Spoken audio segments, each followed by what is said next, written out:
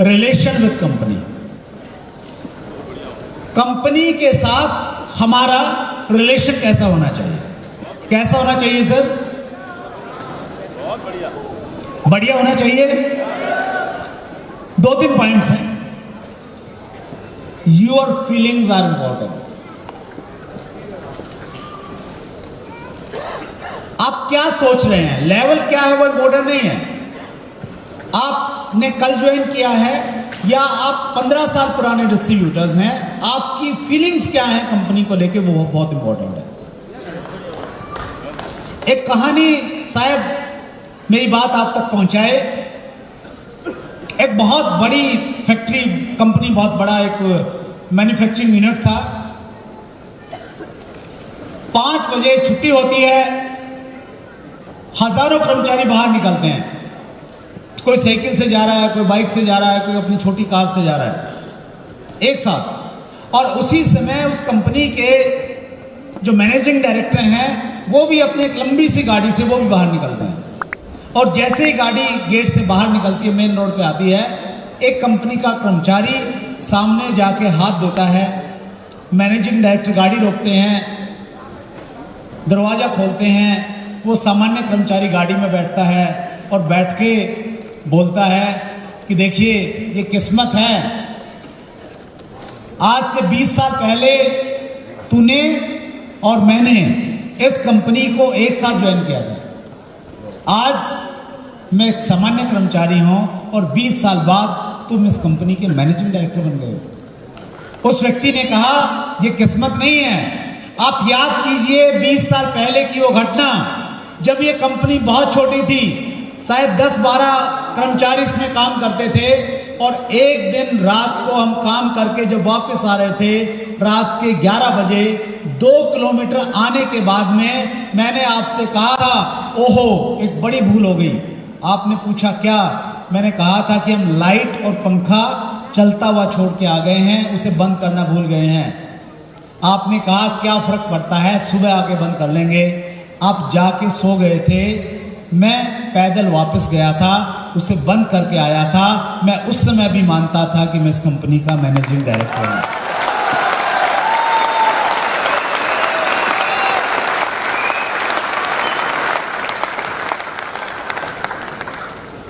बड़ी पिन आने से ऐसा नहीं है कि आपकी फीलिंग और आपकी रिस्पॉन्सिबिलिटी लेने का जो कोई क्राइटेरिया बदल जाता है। ये आपके खून में होना चाहिए या आपकी नेचर में होना चाहिए। पहले ही दिन से आपकी ये सोच होनी चाहिए कि ये जो कंपनी है ये मेरी कंपनी है। ये सुनो, ये मेरी कंपनी है, इस प्रकार की फीलिंग हो। और देखिए हम सब लोग अक्सर बोलते हैं कि हम लोग पार्टनर्स हैं कंपनी के। कितने लोग मानते हैं? और पार्टनर भी ऐसे सिर्फ फायदे के पार्टनर। हेलो, तालियां बजा सकते हैं आप?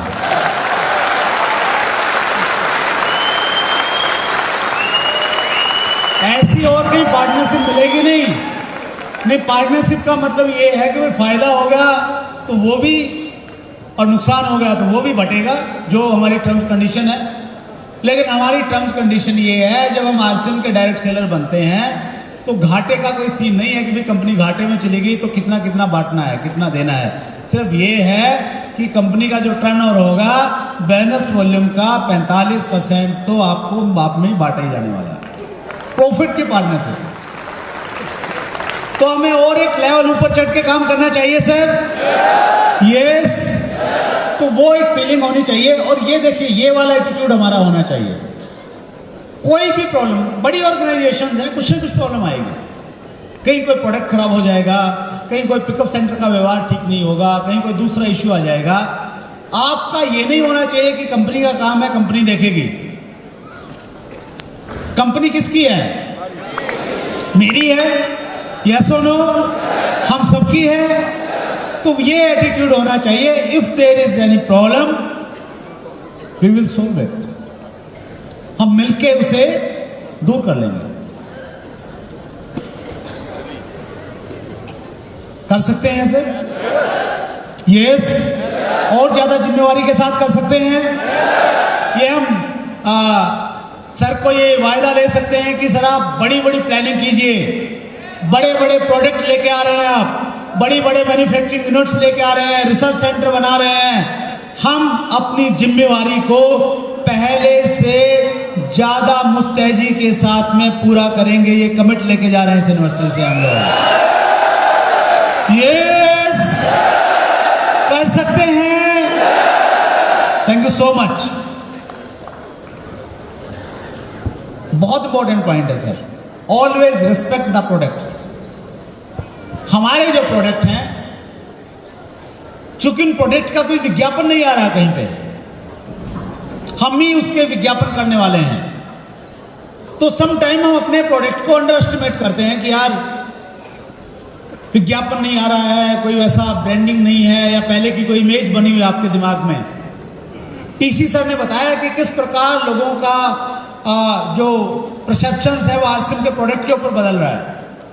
पहले लोग देखते थे कि आरसीएम का प्रोडक्ट ऐसा ही होगा, और ये सही बात है। मुकेश कोठारी जी बताते हैं कि हमने उस जमाने में बिजनेस किया जब पहला प्रोडक्ट टूथपेस्ट आया, उसका तेल पहले आ जाता था और उसका जो कठोर वाला हिस्सा होता था वो बाद में बाहर निकलता था। तो जैसे आप गलतियां करते हैं डिस्ट्रीब्यूटर्स के साथ में, वैसे गलतियां होते होते आज कंपनी उस लेवल पे पहुंच गई है कि हम दावे के साथ कह सकते हैं कि दुनिया के सबसे बेहतरीन और रीजनेबल प्रोडक्ट आरसीएम बिजनेस के पास उपलब्ध हैं।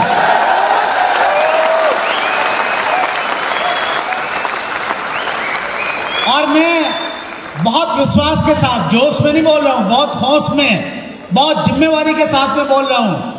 मैं एसोसिएशन का हिस्सा हूं, नेशनल और इंटरनेशनल की बहुत ऑलमोस्ट कंपनियों को मैं बड़ी नजदीक से जान गया पिछले 6-7 साल में। हमारे पास में जिस प्रकार का प्रोडक्ट है, जितनी वैरायटी है, जो क्वालिटी है, जो उसके रेट्स हैं, जो उसके स्टैंडर्ड्स हैं, जो उसमें से बिजनेस वॉल्यूम दिया जाता है, दुनिया की किसी कंपनी के पास में न है और न हो सकता है।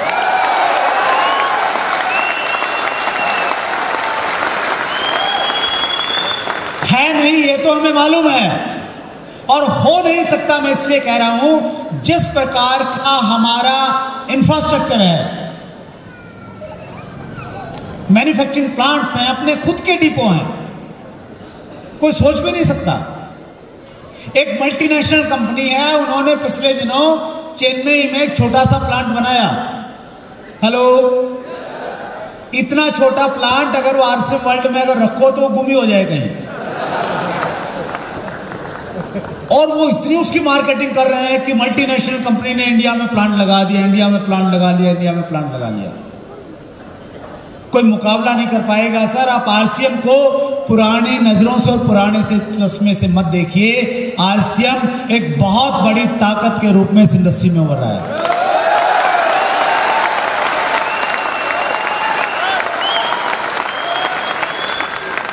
कितने लोग मानते हैं ये? और देखिए, इतिहास अपने आप को दोहराता है।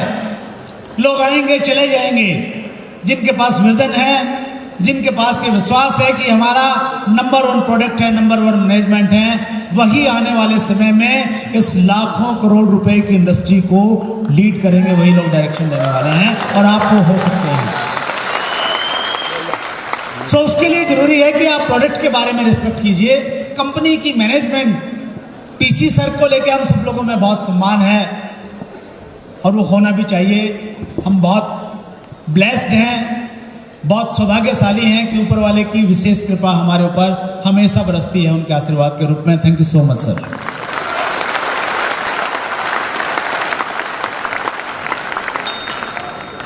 सर, ये जो इंडस्ट्री है ना, ये दिखावे की थोड़ा ज्यादा इंडस्ट्री है, मानते हैं आप? हमारे यहाँ पे लोगों को बताया जाता है कि कार बिल्कुल नहीं लेनी है। हेलो, मुकेश कोठारी जी जब फंड मैनेजमेंट दिखाते हैं, वो कहते हैं कि जब तक पहले सबसे जितना पैसा आता 10% तो सेविंग में जाना चाहिए। हेलो, दूसरे लोग ये सिखाते हैं कि जितना भी आता है पहले तो 10% दे के कार ले लो, बाकी किस्तें जाती रहेंगी। जहां इतनी दिखावटी चीजें हैं, इतने दिखावटीपन है, उन दिखावटीपनों के बाद में इतनी सिंपलिसिटी और इतनी बड़ी पर्सनैलिटी हमारी मैनेजिंग डायरेक्टर हैं, इससे बड़ी सौगात ऊपर वाला हमें कोई नहीं दे सकता।